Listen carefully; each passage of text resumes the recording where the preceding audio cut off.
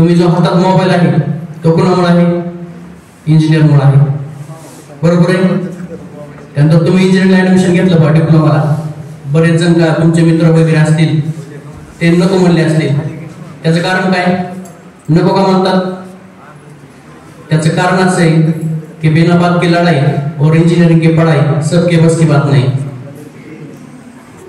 तर पहा आपल्या कॉलेजमध्ये 3 ब्रांच आहेत. 3 ब्रांच मी थोडक्यात शॉर्टकट मध्ये तुम्हाला थोडी माहिती देतो. तर प्रथमतः आपण कॅम्प्युटर घेऊ. तर कॅम्प्युटरचं कसं असते, मुझे कंप्यूटर का साथ कब तक चाहिए, जब तक इंटरनेट है तब तक चाहिए. म्हणजे काय, जर नात्यामध्ये भरोसा आणि मोबाईल मध्ये इंटरनेट नसेल तर लोक गेम खेळायला सुरू करतात.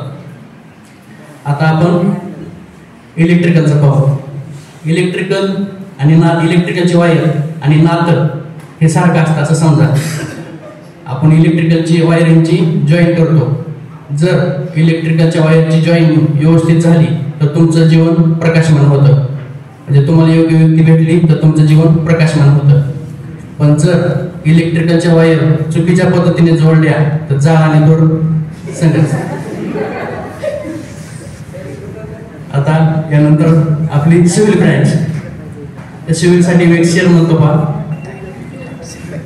अफसोस मुझे इस बात का है, अफसोस मुझे इस बात का है कि सिविल इंजीनियर होकर भी तेरे दिल तक जाने का रास्ता मैं बना ना सका.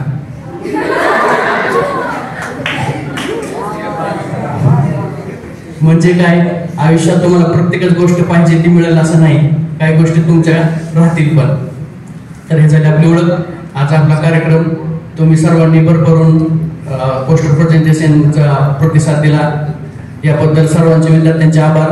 व तुम्ही सर्व भविष्यात इंजिनियर होणार आहात. तुम्हाला भविष्यासाठी शुभेच्छा देतो आणि थांबतो. धन्यवाद.